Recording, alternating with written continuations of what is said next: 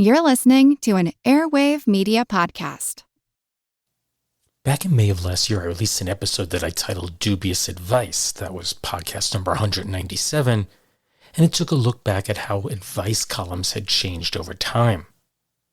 Well, the feedback on that episode was incredibly positive, so I've kind of had this thought in the back of my mind that I'd like to revisit it someday. So now I'm back with the second edition of Dubious Advice. But this time I decided to make it a bit more interesting by using other voices to narrate each of the characters. Those who both wrote in and those who wrote the answers. So let's take a listen to some lovelorn letters of the past in Dubious Advice number 2. I am Steve Silverman, and this is the Useless Information Podcast. Useless information. For your listening pleasure, I've selected 9 letters from the past, plus the answers that the various columnists provided. They all date between 1898 and 1957, and what I've done is I've placed them in chronological order. First up, we have the incredibly popular Beatrice Fairfax, who was in real life Marie Manning. And she, along with 2 other women at the New York Evening Journal, they began writing a column titled The Hen Coop in 1898.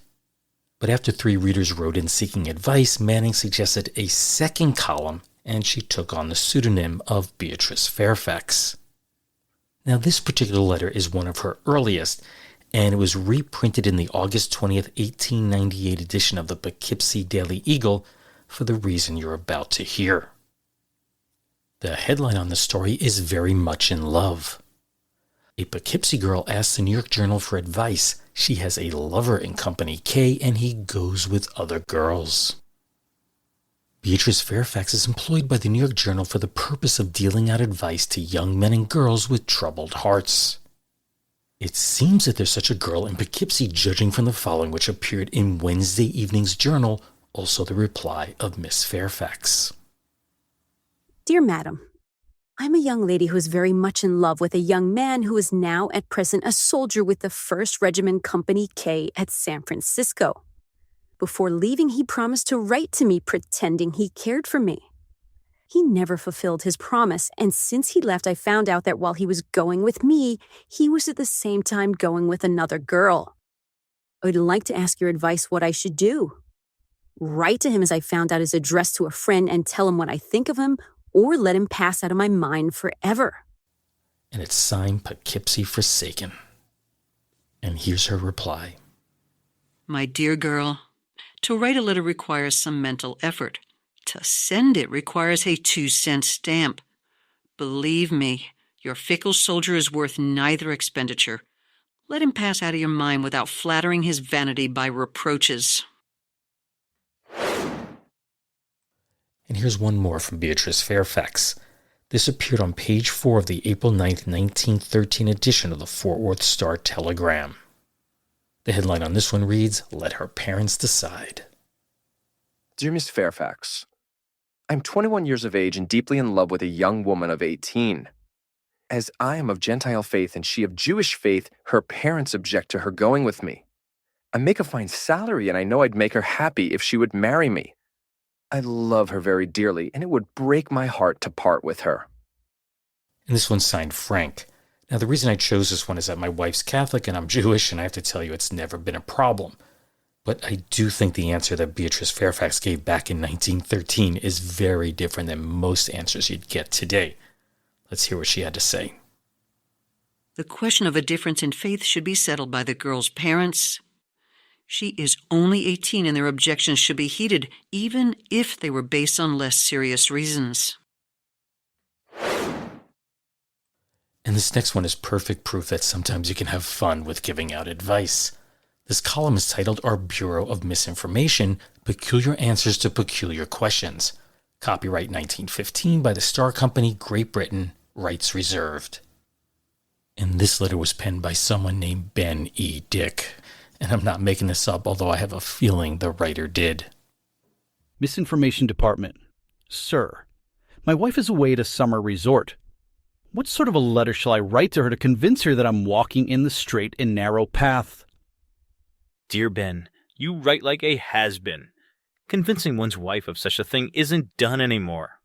Write her that you're having a rest, that you drop in and have a few drinks and some cards with the boys, that you've seen all the new burlesque shows, and your wife will believe you and be happy. But if you write her and tell her you're living the life of a saint, a paralytic, a deaf, dumb, and blind man, and a monk all in one, she will come right home and catch you. This is good advice. Grab it. This next bit of advice comes from Laura Jean Libby, who I discussed in the first Dubious Advice episode. I had mentioned that she'd authored 82 novels in her lifetime, and more than 15 million copies of her books were sold. But eventually demand for her novels declined, and she capitalized on her fame by penning this syndicated advice column. This particular one is copyright 1916 by the McClure Newspaper Syndicate. The heading reads, True Lover Caring for the First. HJA writes, I am a young man past 18. I keep company with a young girl whom I am deeply in love with. She claims she loved me as devotedly. Another girl persists she has most affection for me.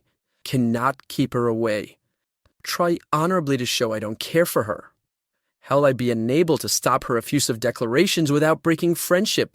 Love the first one better. Wow, he's quite the heartbreaker. Let's hear what Laura Jean had to say. Your worth and ideas show your good principles. Avoid going where the second one is knowing her way. Turn the conversation at once when romance is introduced. You will come out prosperous.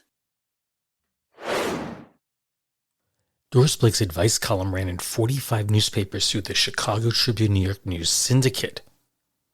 But Doris Blake was just her pen name.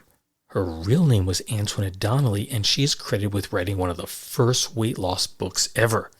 That was 1920's bestseller, How to Reduce New Waistlines for Old. This particular letter was published in the Chicago Tribune on May 5th of 1918. Of course, that's right near the end of World War I, and it is titled, Causes Distressing Situation. Dear Miss Blake, my girlfriend has got herself into an awful mess. She wrote to a soldier she did not know and said all sorts of things to him. Now the Sioux man has asked for her picture as they always do, and she can't keep it to him as she is only 13 years old and babyish at that. Besides, she has short curls and baby blue eyes. The soldier's taken an interest in her and would like to meet her. What is she gonna do? Should she write and tell him all about it, or should she send him her picture? That one was signed Jean, and I have to tell you, my initial thought was that today, sadly, the girl probably would have sent a very questionable selfie to the soldier. But here's Doris Blake's pre-selfie response. It is just because of situations like this that the government has issued its appeal to discourage promiscuous letter writing to soldiers, and I hope the above wail will carry its own message. The girl should stop writing letters at once and completely ignore the soldier's mail and his request for her picture. That's the only solution. And here's another one from Doris Blake's column. This is from December 22nd, 1922. It was written by someone with the initials of KLR. Dear Miss Blake, I'm almost 19 and I've been employed a year in an office where the bookkeeper has about captured my heart. He is 20. Every time I look at him I smile, I don't know why, and yet I can't help doing it. He is very peculiar, though he seems practical and not a bit sentimental, therefore he cannot see that I am in love with him. Once I told him that I liked him, but he said I was foolish and would get over it. In fact, that I've tried very hard, but it is impossible. I dream of him frequently and think of him quite often. When he went on vacation, I tried to forget him, but I thought of him all the more, and now that he is back, it is just as bad. So all I can do is ask for your needed advice, which will be greatly appreciated and abided by. And here's her reply. You are certainly a frank dear, aren't you? If you like someone, he's not going to be in doubt about it, is he? Well, that might work with the occasional man. With the majority, it is not a good system. If there is any declaration of regard, the man likes to be the first to suggest it. He likes the conquest idea. There's no zest in the game for him if you are too ready. Sometimes these columns are not just for personal advice. For example, take Haven of Help by Wilma Ross. This column in the Brooklyn Daily Times, basically people would write in and not ask for personal advice, they'd ask for help. They want physical items, clothing and things like that for their children and family. And I'll just read you a bit of how this all worked. My friends in need come to me with your problems of necessity. I will help you. If you are in need of any article of clothing for yourself or some member of your family, do not hesitate to write me. Please do not request financial assistance. In any other manner, I shall be most happy to help you. And it goes on and basically gives you the address to write to. And this particular letter, which was penned by an anxious mother, is titled Kitties in Tatters. It's from the November 9th, 1925 Brooklyn Daily Times. My dear Miss Ross, may I ask your kind assistance? I have 5 little boys all desperately in need of clothing and shoes. We have quite a hard time to get along, for although my husband works steadily, his wages are very small. The ages of the boys are 6, 5, 4, 2.5, and 6. I would more than appreciate any sort of help, also any clothing and blankets for the baby. Now I realize there's a little bit of confusion on the ages there, and this is clearly done with a linotype machine because they repeated the line twice. One line says the last 2 ages are 2.5 and 6. The next line says it's 6.5 and 6. So I'm not exactly sure which is correct, but it really doesn't matter for this story. So let's listen to Wilma Ross's reply. Dear little mother, yours is the problem confronting many struggling mothers. That of trying to keep several kitties provided for in proper manner when there is little or nothing with which to do it. However, it is ever worthy of wholehearted consideration, and we are here to help. Now, I just wonder if you won't get right busy, my friends, and hunt up those little suits of Junior's outgrown. Why, if everyone would help, we'd have these kitties clothed and shod in no time.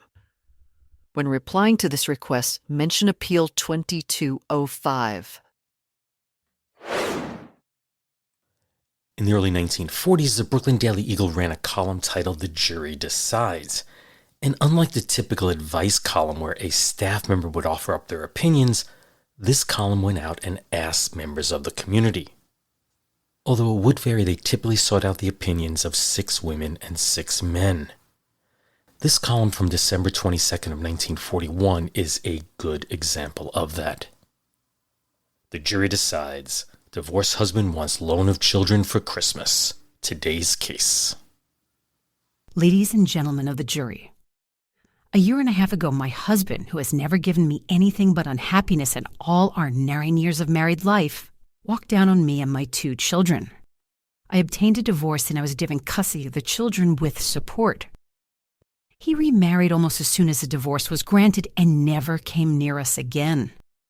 A few days ago, I received a letter from him asking if he could borrow the children for a few hours on Christmas Day.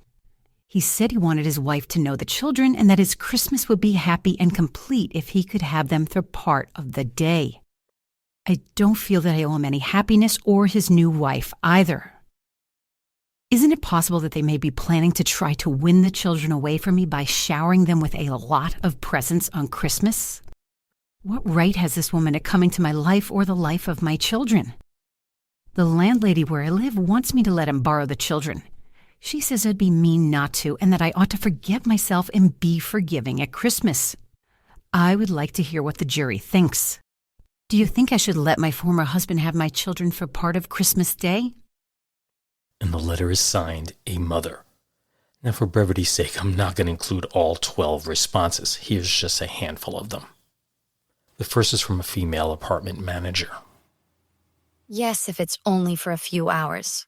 She shouldn't deny him that little bit of happiness on Christmas regardless of the past. Our second jurist is a plasterer by trade. No.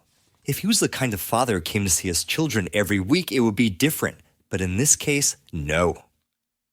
Here's what a seamstress thought. No.